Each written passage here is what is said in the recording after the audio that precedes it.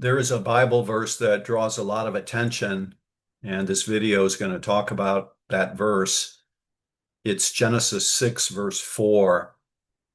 And the context here is that this is just before the flood of Noah. And I will read this verse, Genesis 6, verse 4. It says, "The Nephilim were on the earth in those days, and also afterward, when the sons of God came into the daughters of men, and they bore children to them. Those were the mighty men who were of old, men of renown."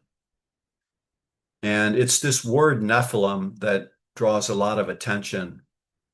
And some of the Bible translations translate this as giants. The Nephilim, or the giants, were on the earth at the time of Noah.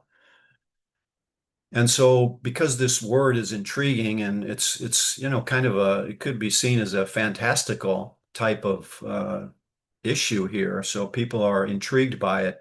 But if you look at the context, specifically what comes just before this, you can understand what it is. But let's start here by looking at what God created, because it's very important. What is God? God is spirit. It's John 4, verse 24. God is spirit, and those who worship him must worship in spirit and truth. And how did God create man? It's Genesis 2, verse 7. God formed man of the dust from the ground and breathed into his nostrils the breath of life, and the man became a living soul. God shared his spirit with Adam, with the first man, and gave man life.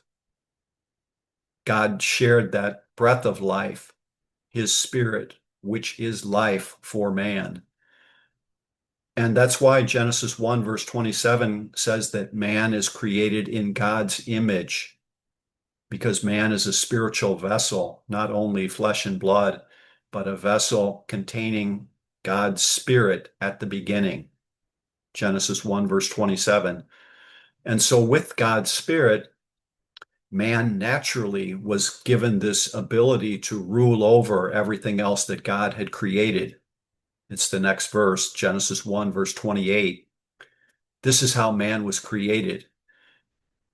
But of course, Satan broke that. He led man to separate from that order. It's Genesis 3, 1 through 6. Satan led man to separate from God's spirit.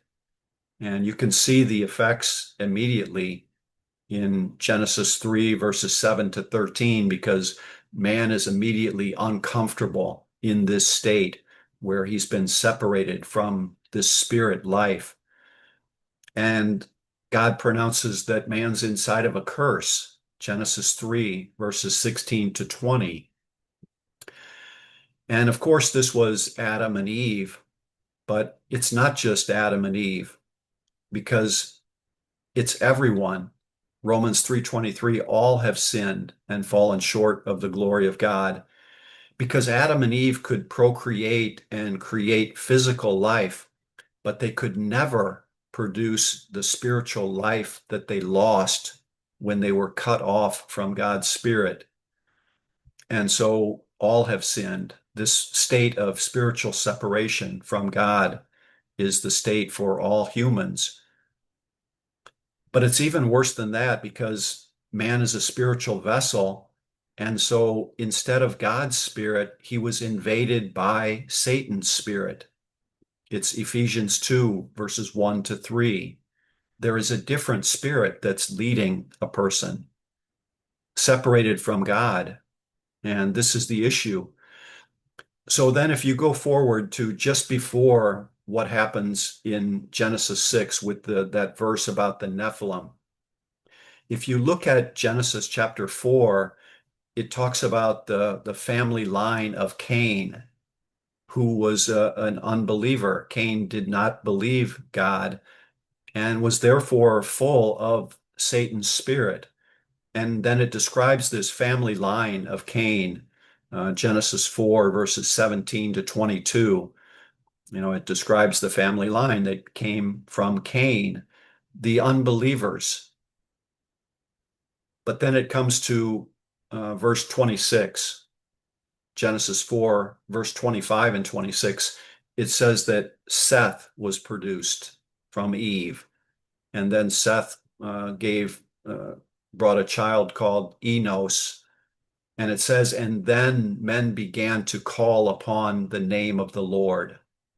So from Seth and Enos, people started to come back to God and they started to believe in God. It was different than Cain's family line.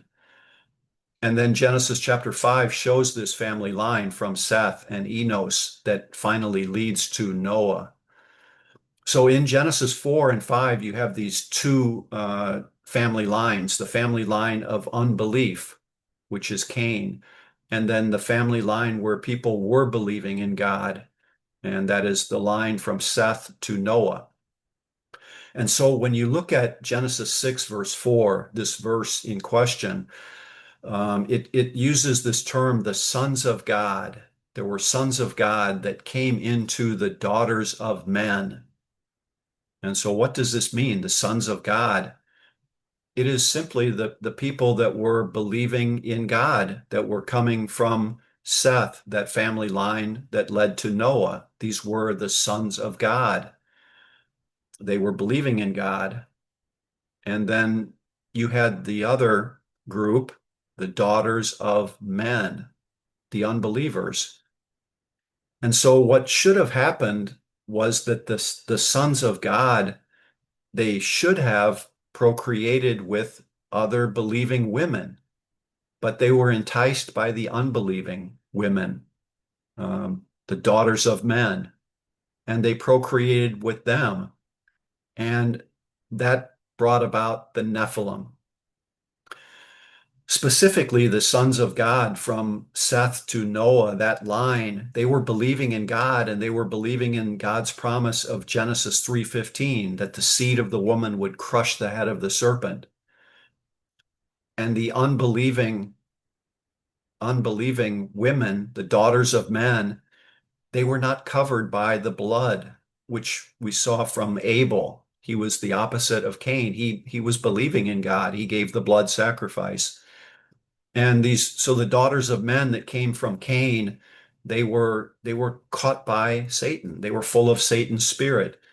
So you had these dual family lines, the people that were, following God, they wanted to believe in God, the sons of God, but they went with the unbelieving women, the daughters of men, and they produced children with them.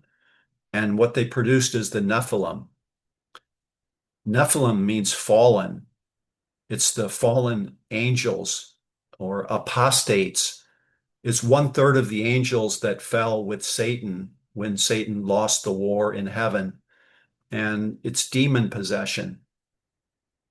These believing men, the sons of God, they procreated with the unbelieving women and produced people that were the Nephilim, the demon possessed. And these people, the demon possessed, were people, it says, of great renown on earth. They had great power on earth this way. It's with Satan's power, and that is the Nephilim.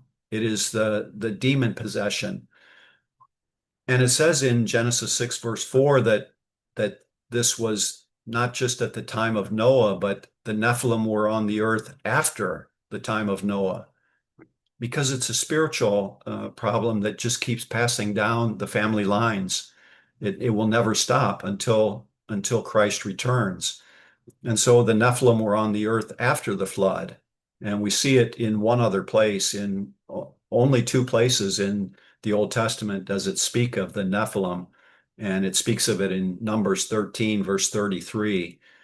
When the spies went into the land of Canaan, they saw these great, large people, and they said they were like grasshoppers before them.